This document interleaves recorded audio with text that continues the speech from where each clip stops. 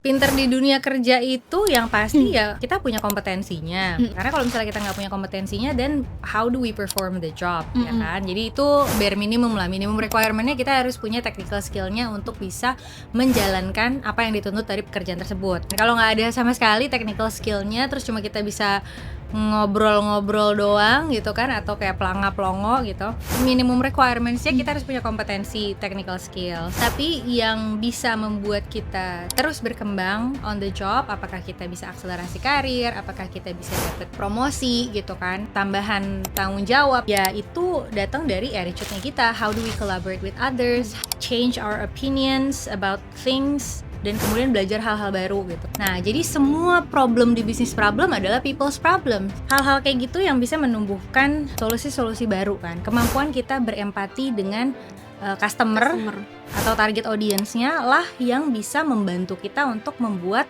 solusi. Kita akan punya masukan-masukan yang berharga kalau kita bisa berempati sama target customer kita. Oke, Mbak.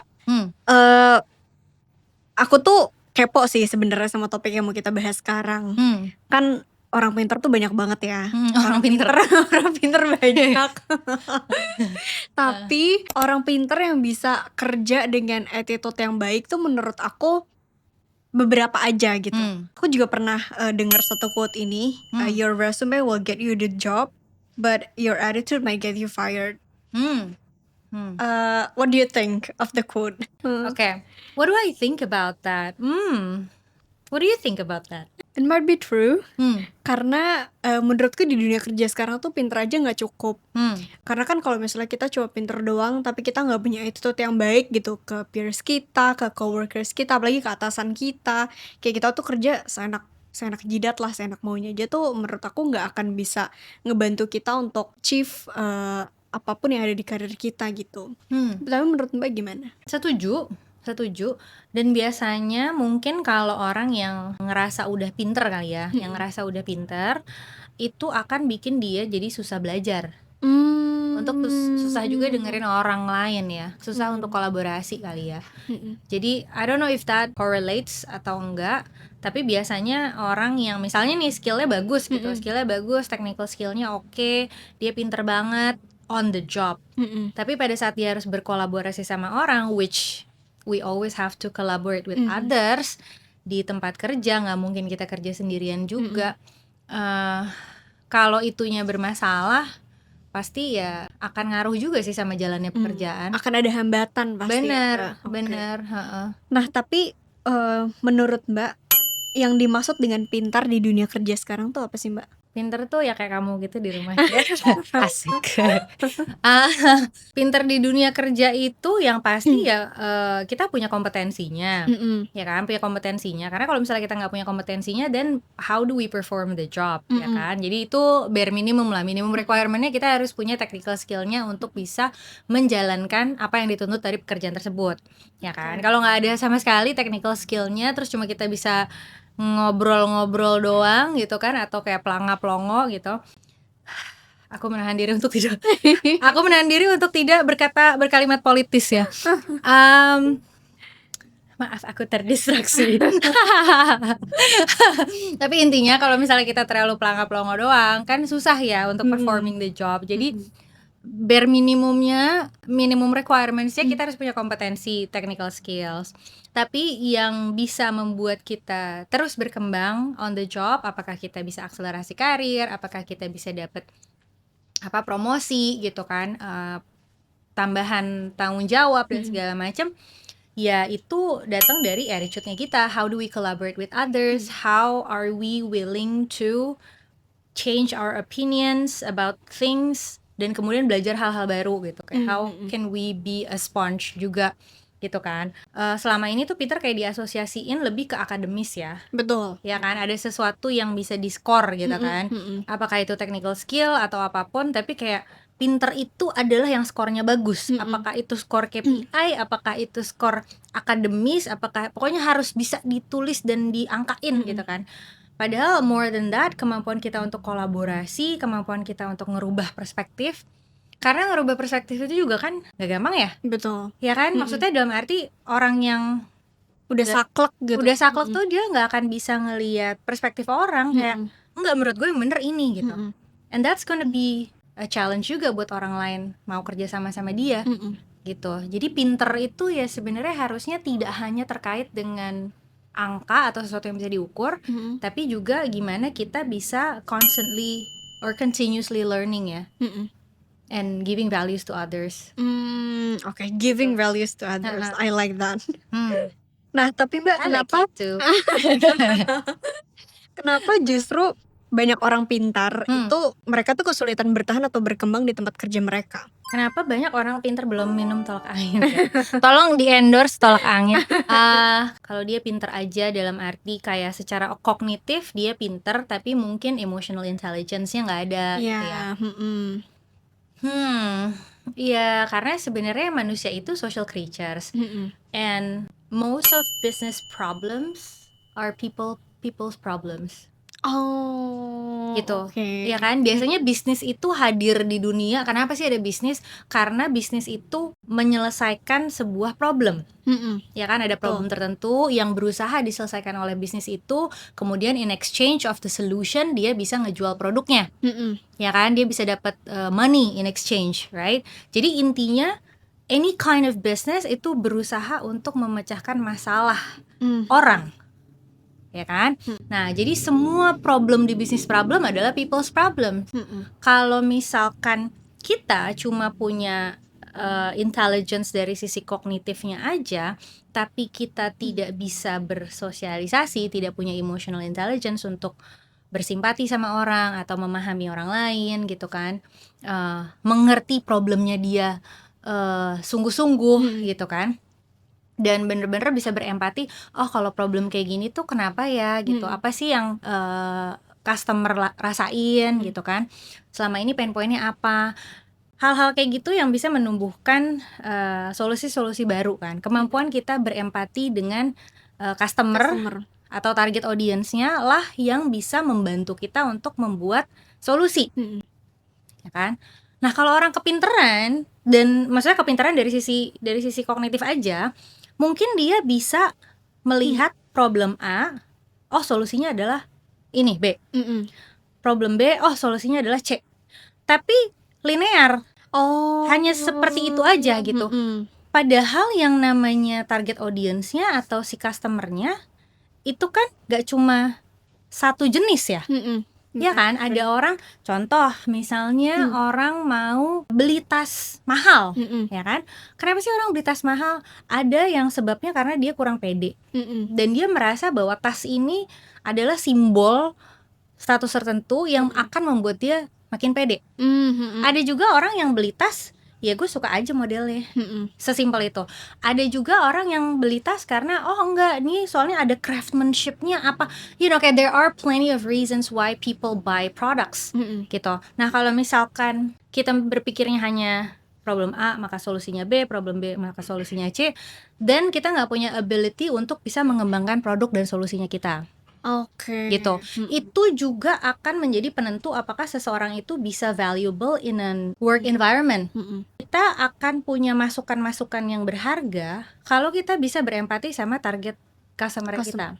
Gitu. Itu masalah dari sebuah bisnis terhadap customernya. Tapi lebih daripada itu, kalau kita juga nggak bisa kerja sama colleague, sama atasan, sama klien, susah juga ya kalau kita mau berharap mau promosi gitu kan. Gitu. Udah menjawab belum ya? Udah menjawab belum ya? By the way, aku ngomongnya agak panjang tuh tadi. Udah menjawab belum ya kira-kira? Harusnya sih udah ya. Kamu juga udah kayak apa ya? Ini sebenarnya agak nyambung sama pertanyaan selanjutnya ya Mbak. I've seen some people to share their stories on social media gitu ya. Ada yang HR, ada yang user juga. Mereka tuh share gimana mereka interview candidate di kertas bagus, CV bagus, portfolio bagus, tapi ketika interview attitude mereka tuh bisa dibilang negatif atau jelek lah, kayak mereka tuh tidak bisa memposisikan diri mereka, terus ketika ditanya sama usernya atau sama HR-nya pertanyaan A, mereka tuh jawabnya singkat padat jelas gitu, kayak nggak pernah. Iya betul. Nah, apakah dunia kerja sekarang itu justru lebih menghargai attitude dibandingkan skill itu sendiri, Mbak? Kalau attitude doang sih nggak juga ya. Misalnya attitude-nya baik, anaknya jujur apa segala macam, tapi dia nggak punya technical skill, dia mau ngapain juga gitu kan. Pertama, minimum requirements-nya dia punya kompetensinya secara technical skills gitu kan. Kan kalau skills itu lebih kayak acquired ini ya, knowledge ya. Acquired knowledge yang udah di practice over and over again, itu menjadi skill gitu kan. Baru ditambahin dengan attitude gitu. Attitude mungkin sebenarnya lebih ke how do you be really genuine ya. Karena people can smell from far away kalau enggak nih orang nih lagi pura-pura gitu Ini kan. fake banget nih gitu. Ya jadi diri sendiri itu juga penting ya. Karena kalau kita pura-pura, misalnya kita dapat kerjaannya, terus pada saat on the job kita bingung juga gimana caranya ngerjain itu ya. Misal nih Mbak, misal posisi yang dilamar sama si A itu misalnya adalah posisi yang general banget gitu, posisi yang I think most people can do it, yang nggak perlu kompetensi khusus lah, tapi tuh belum punya skill yang seharusnya dimilikin gitu loh, sama misalnya ada certain requirements lah untuk itu, cuman user atau HR ini melihat bahwa orang ini attitude-nya baik dan dia tuh bisa berkembang, dia bisa ngembangin skillnya. Nah kalau misalnya kayak gitu tuh gimana Mbak? Are you gonna hire this person dengan melihat bahwa dia sebenarnya nggak punya skill yang harusnya dimilikin, tapi ada potensi nih orang ini bisa ngembangin skillnya dia gitu? Iya, biasanya aku ngeliat potensi juga sih pasti ya. Setidaknya misalnya dia punya kemampuan berpikir, kemampuan bertanya, kemampuan komunikasi, dan maksudnya curiosity-nya dia tuh ada di level yang di mana gitu. Karena kalau misalnya nih orang nggak punya kompetensinya, tapi dia juga nggak punya curiosity-nya, jadi dia kayak okay, tell me what I have to do, gitu kan. Ada juga kan yang kayak gitu. Dan orang juga bingung kalau gue employ dia, bentar-bentar dia mesti gue colek, udah belum kan, lelah ya, gitu. Jadi paling mungkin kalau aku biasanya, kalaupun ini adalah pekerjaan yang tidak merequire atau tidak membutuhkan kompetensi yang tertentu gitu kan, yang cukup general gitu, aku akan lihat level komunikasinya dia, ya kan, caranya dia berpikir, caranya dia menstrukturkan sesuatu gitu kan, ada nggak nih fondasinya gitu. Karena kalau misalnya dia nggak bisa berpikir secara runut, biasanya dia akan punya dependensi tinggi terhadap orang, gitu. Dan orang-orang seperti itu akan butuh disuapin terus ya. Tapi kalau dia punya kemampuan untuk berpikir secara structured gitu kan, biasanya dia bisa problem solving sendiri dan bisa menjadi mandiri gitu kan. Kedua, komunikasi, karena dia pasti harus koordinasi sama orang. Betul. Dan yang ketiga adalah curiosity-nya dia. Karena setiap orang yang curious biasanya akan punya kemauan untuk mencari tahu. Ada lagi nggak sih Mbak skill yang paling menentukan seseorang itu bisa bertahan di dalam dunia kerja? Nggak takut salah. Nggak takut salah sama resilient sih mungkin ya. Oh oke. Kenapa tuh Mbak? Karena nggak ada orang yang lahir dia langsung bisa, gitu kan. Semua pasti mesti dicoba dulu, semua mesti trial and error dulu gitu kan. Ya seperti saya ini lagi podcast kan ya. Ini trial and error mudah-mudahan masih bisa diterima ya. Kemampuan untuk mau cari tahu, curious gitu kan, mau nyoba dan nggak takut salah, belajar dari situ. Kemudian ya tinggal kita iterasi lagi gitu sampai akhirnya bisa. Jadi sebenarnya any skill in the world itu nggak mungkin kita langsung bisa, harus dipelajarin. Nah jadi kemauan untuk nggak apa-apa gue nyoba dulu gitu, meskipun aku terlihat bodoh tidak apa-apa gitu kan. Kita coba aja dulu, lalu kita ulang-ulang, lama-lama bisa, benar kan? Itu sama resilient, nggak boleh kalau misalnya bukan nggak boleh ya, tapi kayak ini for our own sake sih. Dalam arti kalau misalnya pada masa kita lagi mencoba sesuatu yang baru, udah pasti itu banyak salah, udah pasti kita akan mungkin sekali kelihatan bodoh bagi orang lain. Nah kalau misalnya kita discourage karena orang bilang kok lo gini sih, kok lo gini, nggak gitu tahu, atau misalnya manajer kita bilang kayak nggak, ini nggak bagus, jelek, atau kayak kurang, lo masih belum meet the standard atau apa. Kalau kita nggak resilient, digituin dikit tuh langsung kayak iya kali ya gue kayak nggak Iya, berbakat ya, langsung jadi down. langsung down dan akhirnya tidak ada motivasi lagi untuk mencoba gitu. Jadi I think selain kita punya technical skill atau competence, kita punya attitude yang baik dan mau belajar, ya harus resilient sih gitu. Sama mungkin aku mau nambahin satu sikap menurutku ya Mbak, skill yang penting di dunia kerja sekarang tuh adaptasi kali ya. Karena kan sekarang tuh dunianya cepet banget berubah ya. Informasi bisa berubah tiap detiknya, teknologi yang masuk yang datang tuh juga berubah cepet banget gitu. Jadi menurutku skill beradaptasi itu penting banget, especially kalau misalnya kita kerja di high pace working environment ya. Benar. Kan tadi kita udah ngomongin ya Mbak, skill apa aja yang bisa dikembangin. Tapi dari situ apa sih Mbak yang bisa kita lakukan untuk kita tuh bisa ngembangin soft skill kita dan hard skill kita di waktu yang sama. Karena aku pribadi mungkin aku tuh bakal bingung nih, gue mendingan ningkatin hard skill gue atau gue ningkatin soft skill gue ya. Tapi di satu sisi kayaknya gue butuh nih untuk meningkatkan dua-duanya. Itu apa sih Mbak cara yang bisa dilakukan? Kalau menurut kamu gimana? Kita berikan kepada dirinya untuk menjawab. Gimana? Kalau menurutku salah satu hal yang aku lakukan adalah aku tuh selalu memberikan diri aku, pikiran aku, otak aku tuh dengan course-course gitu ya, mungkin kayak mungkin course tentang leadership. Karena sekarang kan maksud aku diri aku sendiri tuh belum menjadi leader gitu, dan aku merasa aku perlu banyak banget belajar di situ. Jadi courses mungkin yang terkait dengan leadership. Terus aku juga harus memperhatikan lawan bicara aku tuh siapa gitu. Aku bisa memperhatikan attitude aku setiap saat aku ngobrol sama orang tersebut gitu. Begitupun juga mungkin saat interview ya, kayak aku harus bisa memposisikan diri aku bahwa gue ini adalah orang yang butuh kerjaan nih. Di satu sisi mungkin emang perusahaan butuh kita juga gitu, cuman kan harus porsinya tuh percentage-nya harus beda ya, harus aku lebih banyak gitu. Ya mungkin kayak gitu sih. Jadi apa kalau menurut kamu mendingan bagaimana caranya supaya hard skill sama soft skill itu terjadi dalam waktu yang sama? Harus dibarengi, harus ada niat satu. Harus ada niat, terus kita sendiri tuh harus sadar bahwa kita tuh haus sendiri akan dua hal itu. Karena kalau misalnya kita sendiri nggak sadar kita membutuhkan itu tuh nggak akan terjalan sih menurutku. Kalau dari aku itu jawabannya udah bagus ya. Mantap. Kalau dari aku mungkin ditambahin, kalau emang bener kita mau acquire skills ya. Karena kan untuk akuisisi skills itu harus apa? Ada acquired knowledge dan harus ada praktek. Betul. Ya kan, nggak bisa kita belajar doang ya. Kita harus acquired knowledge dan ada prakteknya. Kalau menurutku caranya adalah cari-cari masalah. Cari masalah di kantor gitu ya. Apa nih masalah apa yang masih gue bisa bantu solusinya gitu. Jadi kalau kita memang ingin mengembangkan diri, katakan kita on the job sebagai role A. Tapi kita tentunya nggak cuma berhenti di role A, kita mau meningkat. Ya kan? Kita mau meningkat, berarti kan kita harus expand. Betul. Nah, kalau problem sets-nya adalah yang itu lagi, gimana caranya mau meningkat? Iya kan? Kita cari masalah yang baru. Iya. Tapi jangan jadi ini ya.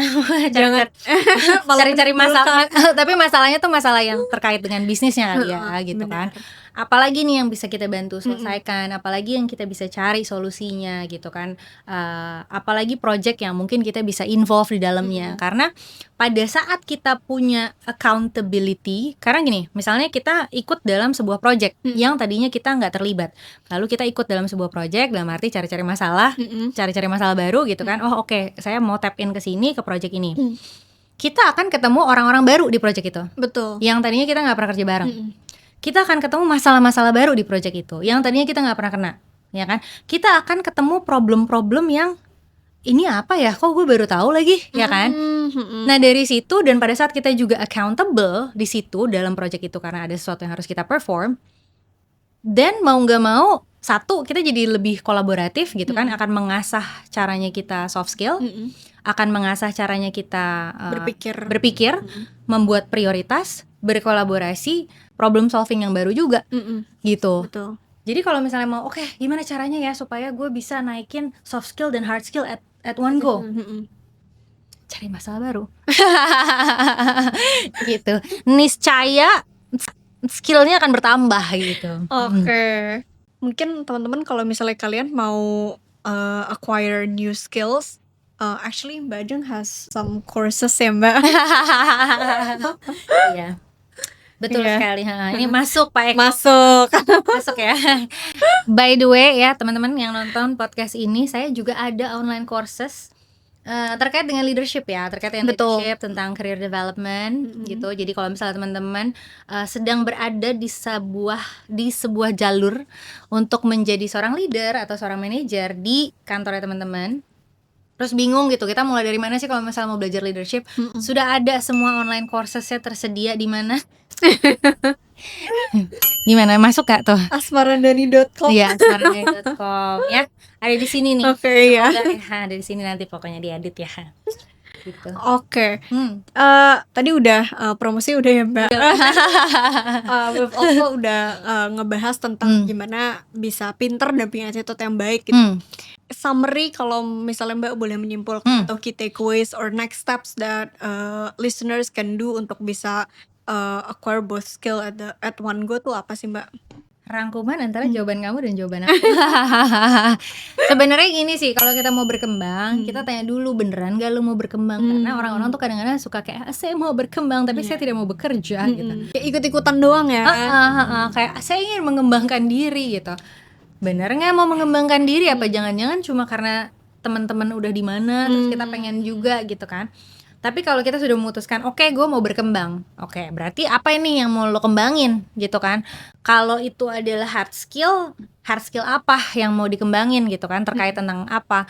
Apakah misalnya mau belajar, kayak I'm not really a number driven person gitu, kayak how can I be more analytical, ada course-nya. I wanna sharpen my soft skills gitu kan, gimana caranya public speaking, gimana caranya presenting dan segala macam, ada juga course-nya. Jadi mungkin pertama, benarkah Anda ingin berkembang? Kalau misalnya memang iya, lalu apa yang ingin Anda kembangkan gitu kan? Setelah itu coba pakai leverage lingkungan yang kita punya. Dalam arti kita udah ada di kantor nih misalnya, cari-cari masalah lah di kantor, apa maksudnya? Cari masalah yang baik ya gitu. Masalah yang kita entah terlibat dengan project baru atau project baru lah, atau sesuatu yang belum kita kerjakan sebelumnya. Atau kalaupun misalnya kita belum punya kerjaan nih, kita masih kuliah. Ya udah, di tempat kuliah kita apa sih yang kita bisa terlibat yang kira-kira akan membiarkan kita untuk berinteraksi dengan orang-orang baru. Gitu, atau berinteraksi dengan masalah-masalah baru. Kayak gitu sih. Seperti itu ya teman-teman ya. Oke ya guys, sekian dulu episode kali ini. Kalau misalnya teman-teman masih berpikir atau ingin bertanya atau punya opini tentang topik pembahasan kita hari ini, boleh tulis di kolom komentar. We will make sure that we read it and we reply to you. Sampai jumpa di episode selanjutnya. Bye!